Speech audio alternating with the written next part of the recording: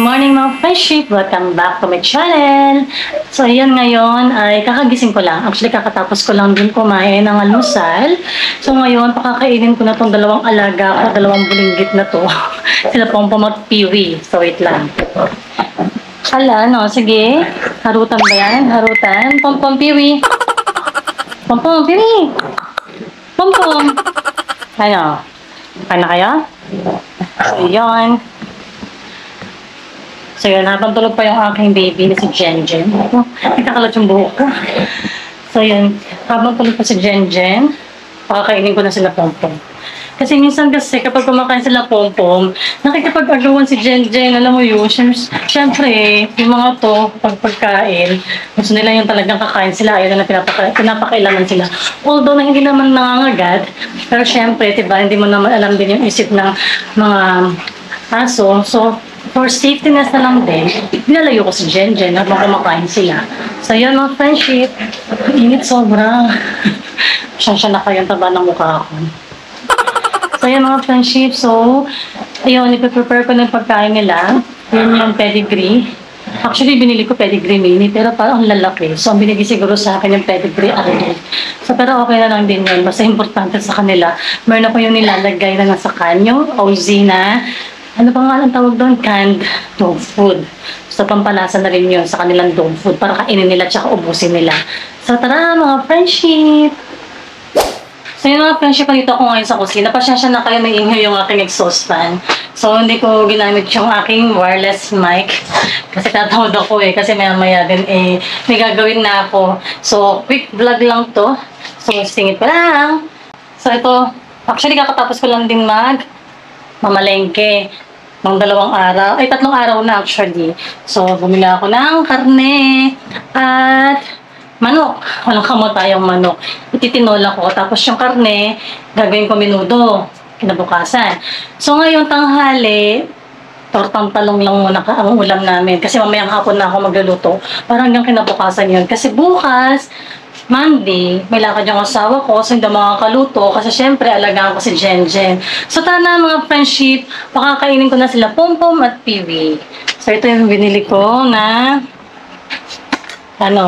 OZ. Actually kaka-vlog ko lang na ito nakaraan. So ayan. Ayan, nalagay ko sa microwave bowl. Tapos ito yung kutsara na ginagamit ko pang scoop. So ito yung dog food nila. So, itong 2 bulinggit ito, hindi makapaghintay. Yung si Pompom, oh. Dito muna kayo. Dito muna kayo, dali. Dito tayo. Pompom, Piwi. Dito muna kayo. Ayan, parang hindi sila makulit. Ayan, dyan muna kayo, ha. Prepare ko lang yung pagkain nyo. Ito yung dog food nila, hindi na naman ginalaw kasi walang pampalasa. So, kailangan talagang lagyan ng ganito. Ayan na, umiiyak na sila. Gutom na sila. So, minatamihan ko yung dog food nila para hanggang mamayang hapon natin. Kasi hindi naman sila pwedeng kakainin ng umaga, tanghali, gabi. Lalo na ngayon, na edad na sila. So, para humabang buhay nila, kailangan ang pagpapakain na sa aso, 1 o 2 beses lang. So, akong ginagawa ko, tinadamihan ko na para 1 beses na lang sila kakain. So, ayan. So, okay na yan. Ayan. Tapos, next. Iiyakan na sila.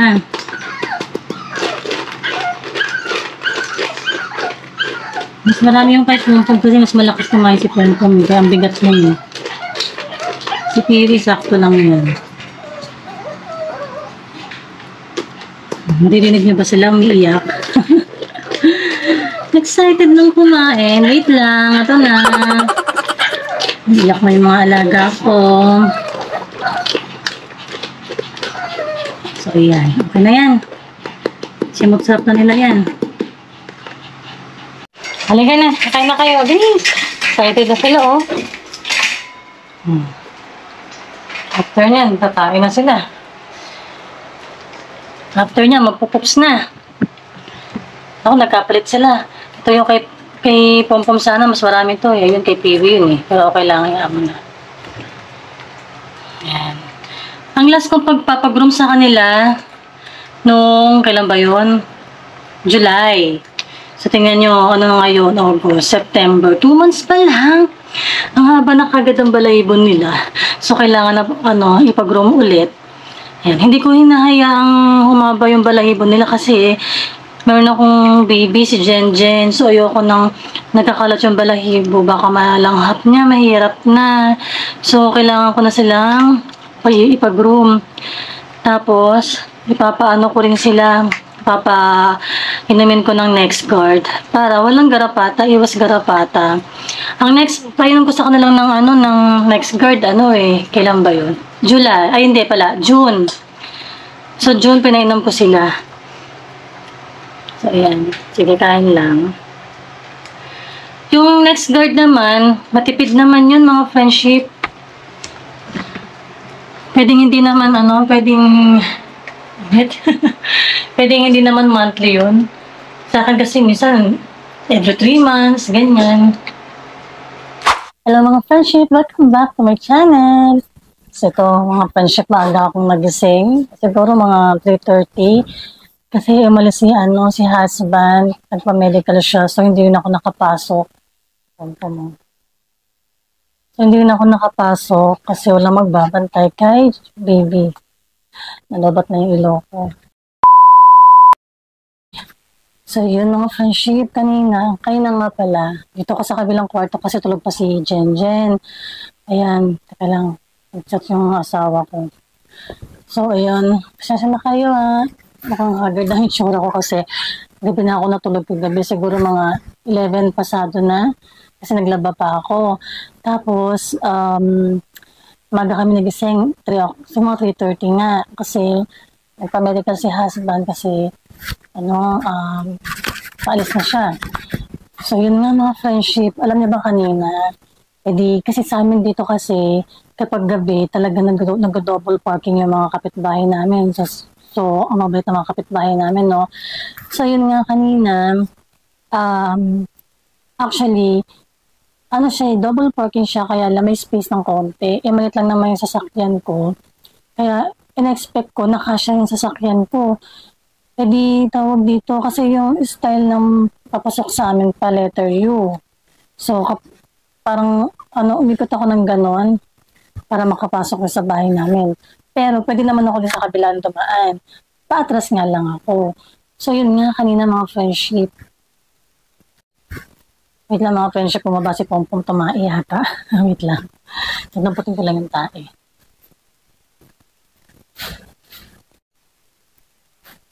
Ayun nga, Tumae nga si Pompom. Nakulit na ito. Ayan yung pops niya. Ayan, pasensya na mga friendship, madilim ha. Nalobat yung ilaw ko. So, to-charge ko muna din yung ilaw. Wait lang.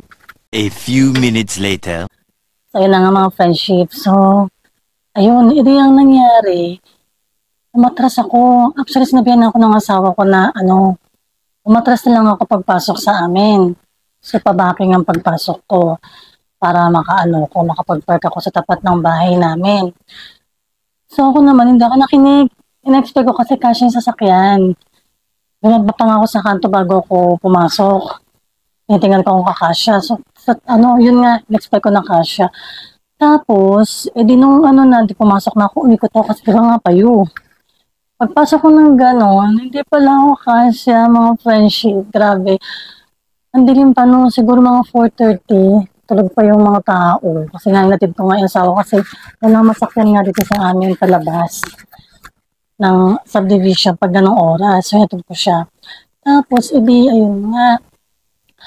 Ay, nako, alam mo, hanggang paatras ako. Ang atras ko pa letter U, tapos yung atrasan ko pa may nakabalandrang sasakyan. Grabe talaga, pinagpawisan ako ng bongga kasi wala nag-a-assist sa akin. Akala ko may stock na ako doon. So yun nga, hindi ako nagkasya nga. Matasan lang ako, tapos siyempre natakot ako, baka tamahan ko yung nakabalandrang sasakyan doon. Baka tumama yung suko. So, yun, thank God talaga na nakalabas ako ng Pero ang tagal, may pasok din yung anak ko. ng alas 6. So, kailangan 5 o'clock makapag-prepare na siya. So, natagalan talaga ako doon kasi wala naman nag-assist sa akin. So, sariling sikap ko, akit lalabas ako, tingnan ko kung may tatamaan ba ako, tapos pasok ng sasakyan. Kasi yung sasakyan ko nga, it's manual, so wala yung mga sensor. So, talagang, talaga, siya, pakiramdam yung sensor. So, ayun nga mga friendship. So, ayun nga, nakalabas naman ako, okay naman. Tapos, pagdating ko sa bahay, pagpasok ko ng bahay, alas 5 na. So, dali kong ginising yung anak ko. So, ayun, okay naman na nakapasok na siya. Eh, dapat matutulog pa ako. Kaya lang, hindi na ako makatulog. Kasi hindi ako sanay ng ganun yung nagising ka na sa umaga, tapos matutulog ka ulit. Ay, naku, hindi na talaga makakatulog. Kaya ang ginawa ko, naglinis na ako ng bahay, nagmap ako, nagwalis, naglinis ako ng ihian nila pompom. So yun, tapos nagtry akong matulog, siguro mga 6:30. Kaya lang sumakit lang yung ulo ko, nakapikit lang ako, hindi makatulog. Kaya syempre, bongga naman yung eyeball ko. So yan nga yung mga friendship, at tulog pa si Jenjen dito ako sa kwarto ng anak ko.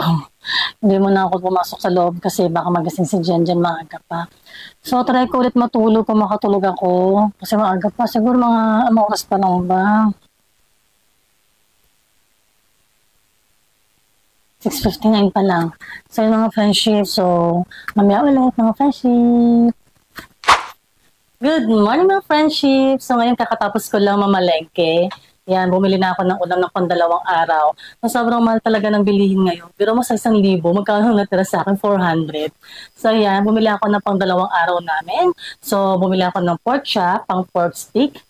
And then, bumili ako ng chicken para magsisinigang kami. Actually, yung sinigang, yung manok, mamaya ako lulutuin hapon. Kasi meron pa kaming ulam kagabi. May sobra pa kami para mamayang tanghali. Meron, munggo yung luto ko kagabi. Tapos magpipito na lang ako ng isda. Ngayon, mamayang hapon, excuse me, ang lulutuin ko na lang ay sinigang para may sabaw naman. Tapos yung pork chop, kinabukasan.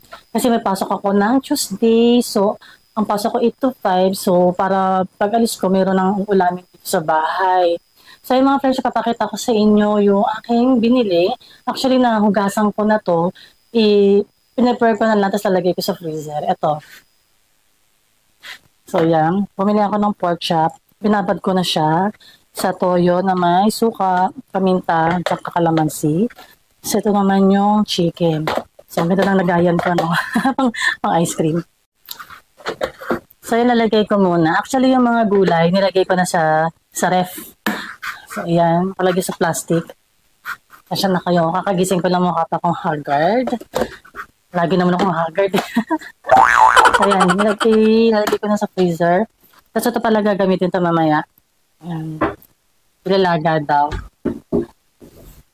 Yan. Tapos lagay ko na sa freezer. So, ngayon, ayusin ko lang ito mga, ko. Sa pang vlog ko. Kasi dito sa lamesa, kakain na rin ako. Habang tulog pa si Jenjen. So, yan. So, ang hirap talaga mag-isip din ng uulamin pang araw-araw. Ulit na lang yung niluluto ko. Pero no choice. Kahit mag-isip tayo ng murang niluluto na ulam, wala akong maisip kasi lahat na mahal. Kahit gulay, mahal din. So, yan. Kakain muna ako. Wala ba yung kakainin ko? So, yan. Meron akong oatmeal. Tapos, tinapay. So, magtitimpla pa ako ng kape.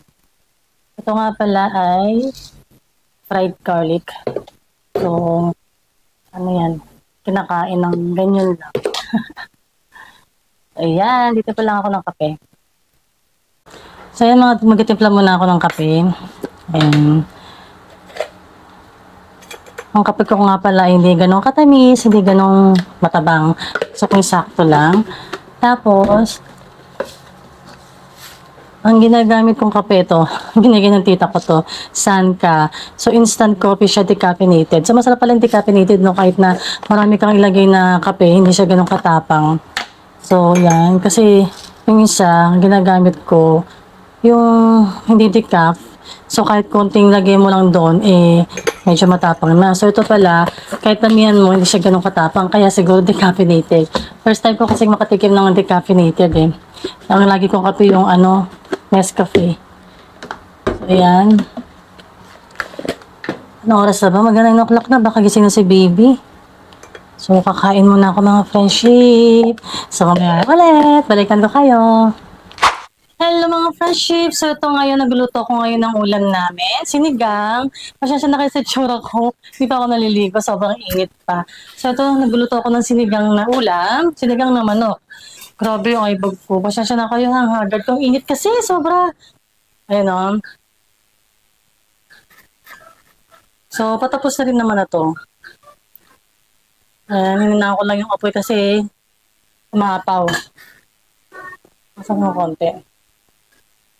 Huwag napansin ninyo dyan ha kasi natuklap na yun yung yung pintura. Ang init sobra. So yun mga friendship. Teka lang, hindi ko maiwanan yung niluluto ko. Baka umapa yun ng mga apo siya. Ayun o.